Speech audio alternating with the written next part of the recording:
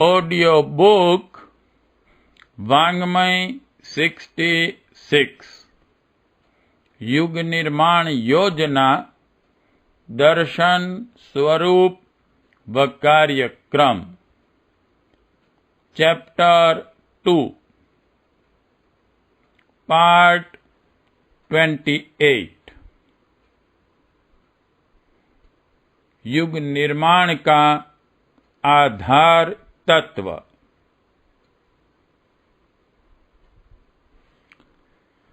समाज रूपी जंजीर की मनुष्य एक कड़ी मात्र हैं।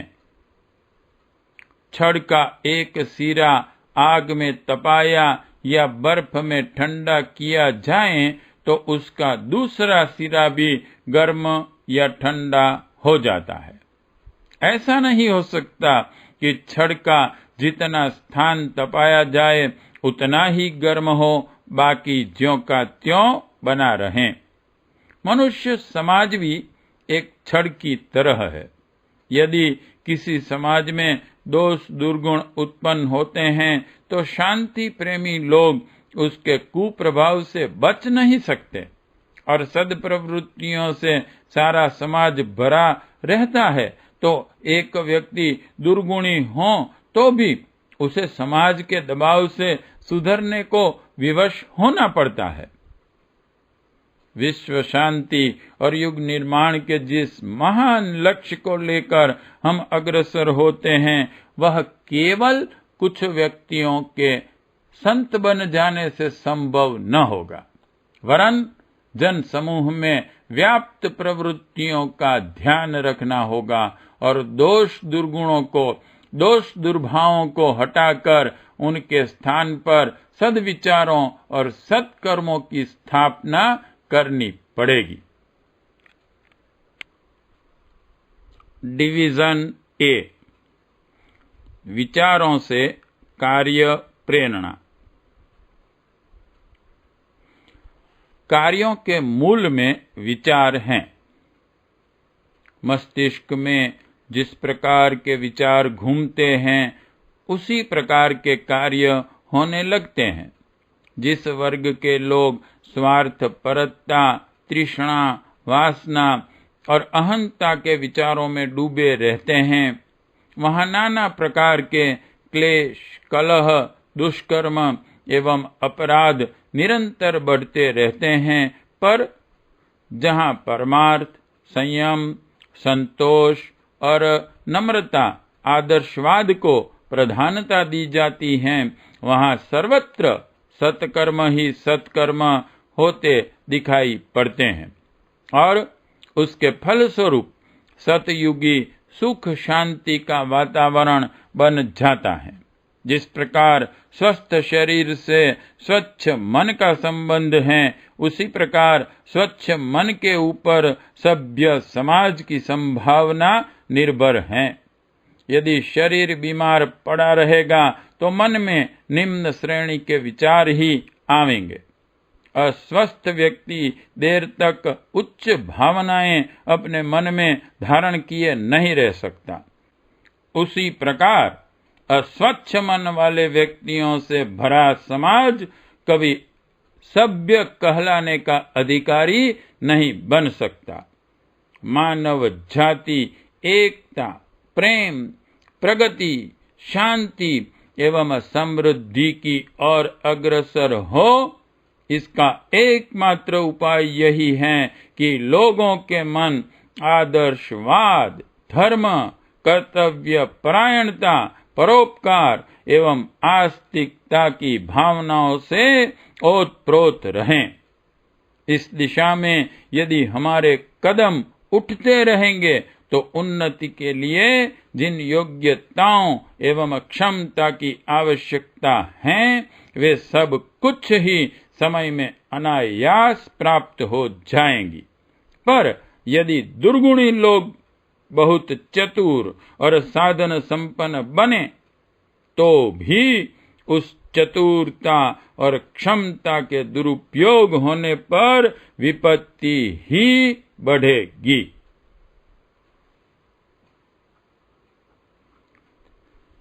डिवीजन बी, आदर्शवाद की भावना। आदर्श समाज की रचना के लिए आदर्शवाद के सिद्धांतों को जनमानस में गहराई तक प्रवेश कराया जाना आवश्यक है।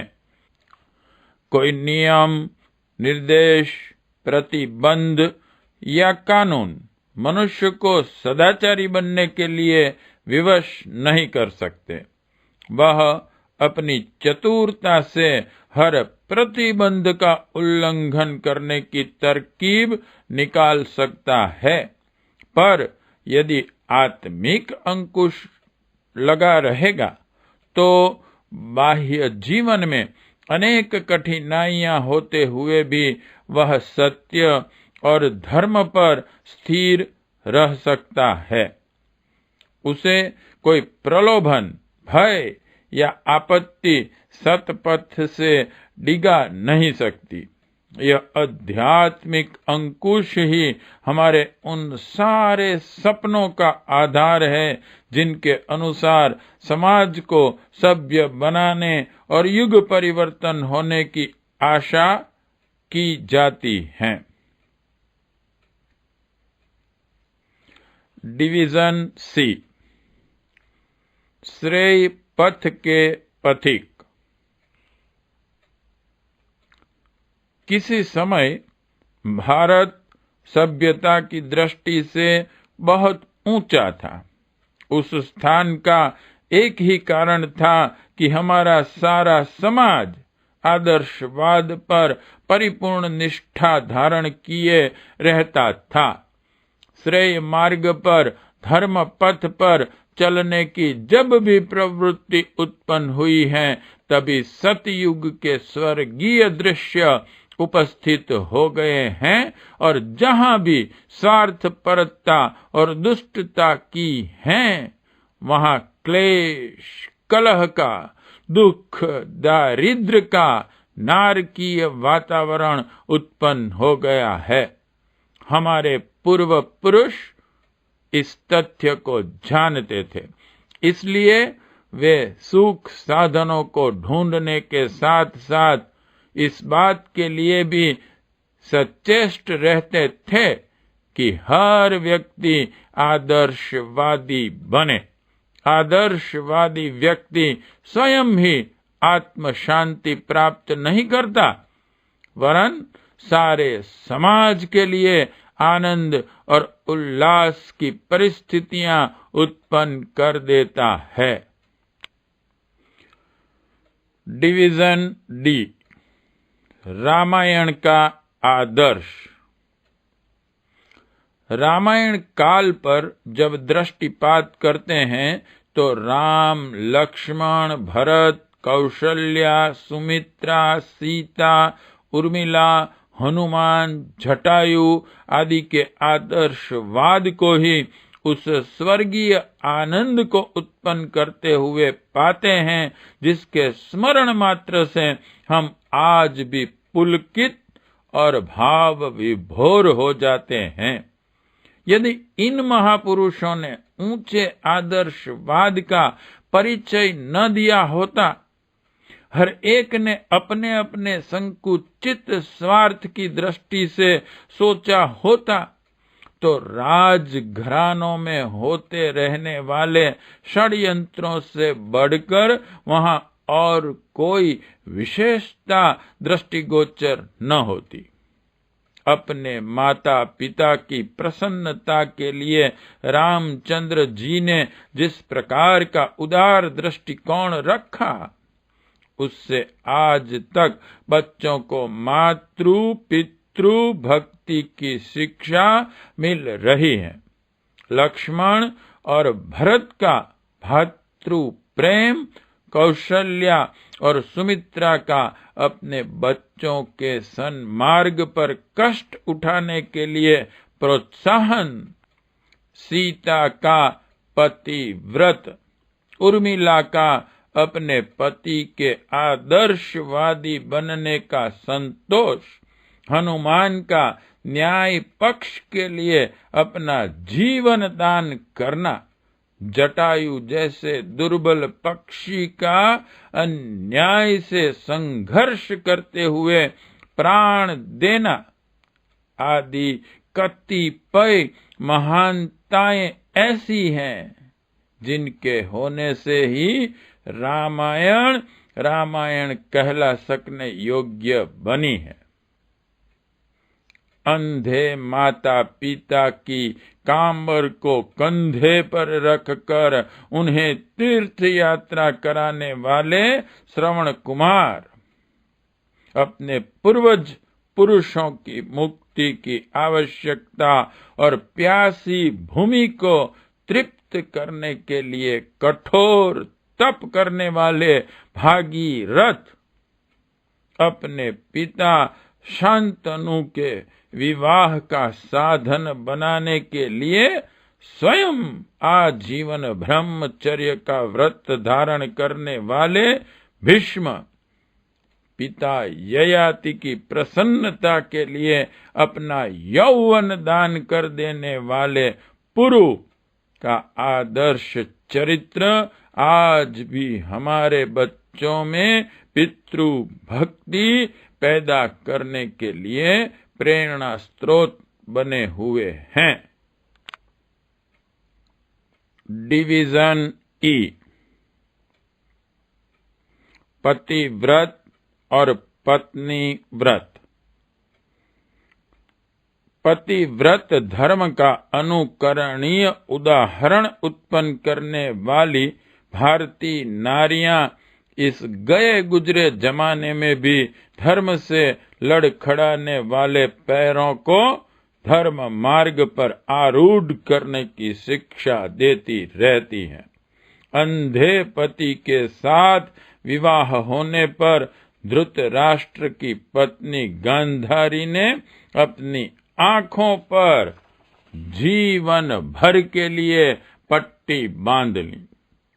पति की मर्यादा की रक्षा के लिए शैव्या ने अपने बच्चे तथा अपना बिकना स्वीकार किया और दासी का निकृष्ट जीवन शिरोधार्य कर लिया। सीता वन वन मारी मारी फिरी। सुकन्या ने अस्थि पिंजर मात्र च्यवन ऋषि के साथ हुए अपने विवाह को प्रसन्नता पूर्वक निभाया। दमयंती ने अपने पति के लिए क्या क्या कष्ट नहीं सहे। चित्तौड़ की रानियां अपने पतियों की प्रतिष्ठा रखने के लिए जीवित चिताओं में जल गई। चूड़ावत की पत्नी हाड़ा रानी ने अपने पति को वासनाग्रस्त होकर रण क्षेत्र में जाने से इनकार करने पर अपना सिर काटकर ही उसके सामने रख दिया। उसके यश पर आंच आने देना स्वीकार न किया। पतियों ने भी पत्नी व्रत को नारी के पति व्रत से कम महत्व नहीं दिया। यज्ञ के समय पत्नी की आवश्यकता अनुभव होते हुए भी राम ने एक पत्नी के रहते दूसरी से विवाह करने को किसी भी प्रकार तैयार न हुए। उनने सोने की सीता बनाकर काम चलाया। इंद्रपुरी में अर्जुन के पहुंचने पर उर्वशी ने उसके सामने काम प्रस्ताव प्रकट किया तो अर्जुन ने यही उत्तर दिया कि मैं विवाहित हूँ, पत्नी व्रत नष्ट नहीं कर सकता। आप मुझे ही कुंती माता की तरह अपना पुत्र मानकर अपनी पुत्र प्राप्ति की कामना पूर्ण करें। छत्रपति शिवाजी के सामने जब एक सुंदर यवन युवती पेश की गई तो उनने प्रसन्नता व्यक्त करते हुए इतना ही कहा, काश मेरी माता भी इतनी ही सुंदर होती तो मैं कुरूप क्यों जन्मता। संत तुकाराम कहीं से मिले हुए सारे गन्ने रास्ते में ही बालकों को बांटकर जब केवल एक गन्ना ही घर लेकर पहुंचे हैं तो उनकी कर्कशा पत्नी आग बबूला हो जाती है और वह गन्ना तुकाराम की पीठ पर दे मारती है। गन्ना वह बीच से टूट जाता है। तुकाराम क्रुद्ध नहीं होते। वे जानते हैं कि पति के अपमान की तरह पत्नी के लिए अंध, बधिर, क्रोधी, अतिदीना पति का अपमान न करना धर्म है। उसी प्रकार पति के लिए भी कर्कशा एवं दुर्गुणी पत्नी को निभाना और क्षमा करते रहना कर्तव्य है। तुकाराम इस अपमान को क्षमा कर देते हैं और हंसते हुए केवल इतना ही कहते हैं, देवी, गन्ना एक ही था और खाने वाले हम दो। तुमने पीठ पर मारकर इसका ठीक बंटवारा कर दिया। लो, एक तुम खाओ, एक मैं खाता हूं। Division F. गुरुजनों का प्रत्योपकार। गुरु भक्ति का आदर्श उपस्थित करते हुए विश्वामित्र की प्रसन्नता के लिए राजा हरिश्चंद्र अपना राजपाट ही उन्हें नहीं दे देते, वरन अपना शरीर और स्त्री बच्चे बेचकर उनकी दक्षिणा भी चुकाते हैं।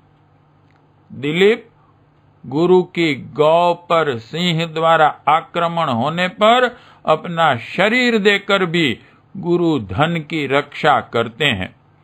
मिट्टी की प्रतिमा बनाकर द्रोणाचार्य को गुरु बनाने वाले एकलव्य के सामने जब साक्षात द्रोणाचार्य उपस्थित होते हैं और वे गुरु दक्षिणा में दाहिने हाथ का अंगूठा मांगते हैं तो एकलव्य खुशी खुशी अंगूठा काटकर उनके सामने रख देते हैं। समर्थ गुरु रामदास को सिंहनी के दूध की आवश्यकता पड़ने पर उनके शिष्य शिवाजी अपने जीवन को खतरे में डालकर चल देते हैं और गुरु की अभिष्ट वस्तु लाकर उनके लिए प्रस्तुत करते हैं। गुरु के खेत में पानी रोकने में असमर्थ हो जाने पर बालक आरुणि का स्वयं ही लेटकर पानी रोकना यह बताता है कि गुरु ऋण से ऋण मुक्त होने के लिए शिष्यों में कितनी निष्ठा रहती थी और वे कृतज्ञता की भावनाओं से प्रेरित होकर प्रत्युपकार के लिए क्या क्या करने को तैयार नहीं होते रहते थे। डिवीजन जी। मित्रता का मूल्य। मित्रता का मूल्य चुकाने में सच्चे मित्रों को पीछे नहीं रहना चाहिए और समय पड़ने पर बड़ी से बड़ी बाजी लगा देनी चाहिए। इसका उदाहरण हम कृष्ण सुदामा और कृष्ण अर्जुन के प्रसंग में भली प्रकार देख सकते हैं। युधिष्ठिर जब स्वर्ग जाने लगे हैं और उनके सेवक कुत्ते को वहां प्रवेश मिलता नहीं दिखा है तो उन्होंने स्वयं भी जाने से इनकार कर दिया। वे तभी देवलोक गए जब उनके प्रिय सेवक कुत्ते को भी साथ ले चलने की अनुमति मिल गई। यह हुआ स्वामी का सेवक के प्रति कर्तव्य। स्वामी के प्रति सेवक का क्या कर्तव्य होता है, इसे संयम राय ने जाना था। पृथ्वीराज युद्ध के मैदान में घायल पड़े हैं। गिद्ध उनका मांस नोच नोच कर खा रहे हैं। आंखें निकालने ही वाले हैं कि पास में घायल पड़ा सेवक। संयम राय होश में आते ही यह दृश्य देखकर व्यथित हो जाता है। स्वामी की रक्षा करने के लिए उठ सकने में असमर्थ होने पर वह दूसरा उपाय सोचता है। पास में पड़ी तलवार से अपना मांस काट काट कर गिद्धों के सामने फेंकना शुरू करता है। गिद्ध पृथ्वीराज को छोड़कर इस फेंके मांस को खाने लग जाते हैं। इतने में रक्षक दल आ पहुंचता है और पृथ्वीराज की जान बच जाती है। उदयपुर का शासन बनबीर जब असली उत्तराधिकारी राजकुमार को अपने रास्ते से हटाने के लिए उसका कत्ल करने पहुंचता है तो पन्ना धाई उसके सामने अपना लड़का पेश कर देती है और अपने स्वामी बालक को बचा लेती है। सेवक और स्वामी के बीच में क्या संबंध होने चाहिए, इसका अनुकरणीय उदाहरण हमें इन घटनाओं में उपलब्ध होता है। मोहम्मद गौरी ने जब पृथ्वीराज को कैद कर लिया तो इनके सेवक चंदवरदाई ने यही उचित समझा कि अपने स्वामी का मृत्यु के समय तक साथ दिया जाए। उसने समय आने पर अपने प्राणों की परवाह न करते हुए यह कर्तव्य किस प्रकार निभाया, इसे इतिहास के विद्यार्थी भली प्रकार जानते हैं। डिवीजन एच, त्याग और बलिदान। आदर्श की भावना यदि मन में रहे तो मनुष्य साधारण स्थिति में होने पर भी अपना अनुकरणीय आदर्श संसार के सामने उपस्थित कर सकता है और शरीर न रहने पर भी अपने उज्जवल चरित्र के द्वारा जन समाज का चिरकाल तक मार्गदर्शन करता रह सकता है। वजिष्त्रवा ने अपना सर्वत्र धन धान्य यहाँ तक कि पुत्र नचिकेता को भी राष्ट्र के आवश्यकता के लिए यमाचार्य को दान कर दिया था। हर्षवर्धन और अशोक ने अपना विशाल साम्राज्य तथा अपार धन का विपुल भंडार धर्म प्रसार के लिए संकल्प कर दिया था। भामा शाह ने अपनी सारी दौलत राणा प्रताप के चरणों में अर्पित करके उन्हें स्वाधीनता संग्राम जारी रखने की प्रेरणा दी थी। सुभाष चंद्र बोस को आजाद हिंद फौज के संचालन के लिए रंगून के भारतीयों ने अपनी करोड़ों रुपयों की संपदा देकर गर्व और संतोष अनुभव किया था। सेठ जमुना लाल बजाज ने गांधी जी को स्वतंत्रता संग्राम लड़ने के लिए अपना सर्वस्व उनके चरणों पर अर्पित कर दिया। शिवाजी, राणा प्रताप, बंदा बैरागी, गुरु गोविंद सिंह, हकीकत राय आदि वीरों ने धर्म की रक्षा के लिए क्या क्या कष्ट नहीं उठाए। राजा जनक हल जोतकर अपने गुजारे के लिए अनाज उत्पन्न करते थे और राज्य कोष की एक पाई भी अपने काम में नहीं लगाते थे। अहल्याबाई ने अपनी सारी आमदनी तीर्थों और देवालयों के निर्माण और जीर्णोद्धार में लगा रखी थी। कर्ण की दानवीरता प्रसिद्ध है। वे जो कुछ प्राप्त करते थे वह सारे का सारा सत्कार्यों की सहायता के लिए उसी दिन दान कर देते थे। इतने बड़े साम्राज्य का मंत्री होते हुए भी चाणक्य ने अपने निजी जीवन को त्यागमय ही बनाए रखा। वे फूस की कुटिया में लंगोटी लगाकर रहते थे और अपनी योग्यता का लाभ अपने आप को नहीं वरन सारे समाज को और राष्ट्र को देने में संतोष अनुभव करते थे। डिवीजन आए। महापुरुषों की परंपरा। धार्मिकता की अभिवृद्धि के लिए कितने ही सत्पुरुषों ने अपने जीवन अर्पण किए हैं। दधीची ने अपनी हड्डियों तक देवत्व की रक्षा करने के लिए दान कर दी। राजा शिवी ने शरणागत कबूतर की रक्षा के लिए उसके बराबर अपना मांस काट कर दे दिया। बुद्ध, महावीर, गांधी, दयानंद, शंकराचार्य, नानक, कबीर, तुकाराम, रामदास, विवेकानंद आदि ने धर्म प्रवृत्तियों को बढ़ाने के लिए अपना सारा जीवन ही लगा दिया और वे अनेक कठिनाइयां सहते हुए भी जन सेवा के कार्य से संलग्न रहे, उसको कभी भी छोड़ा नहीं।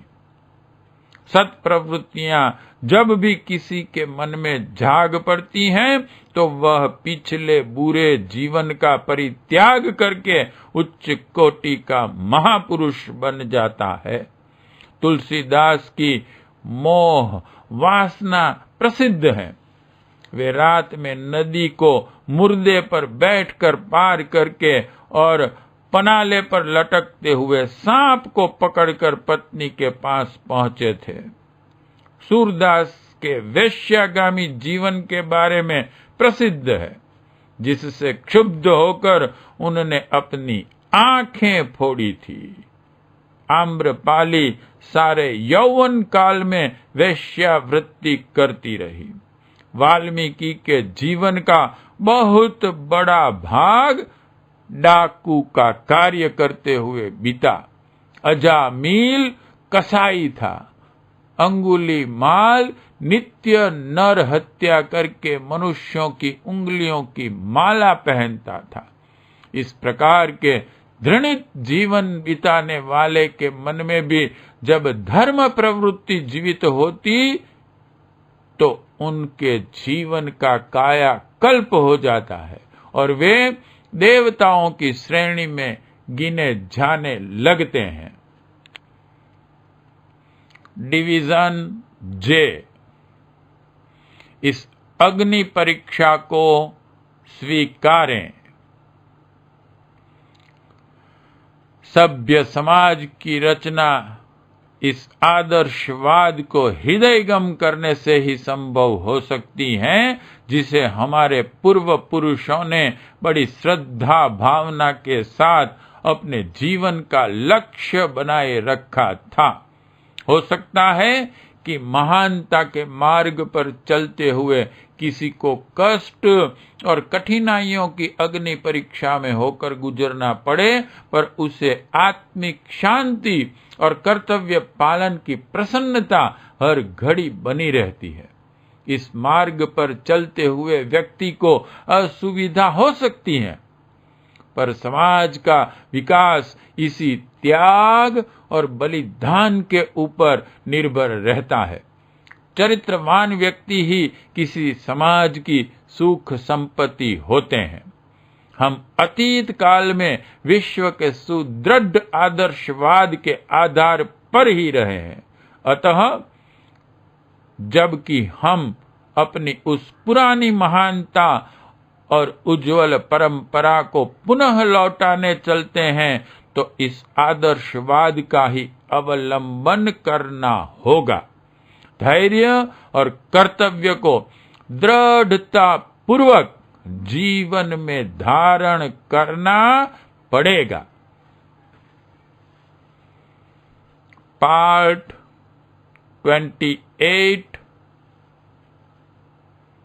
समाप्त।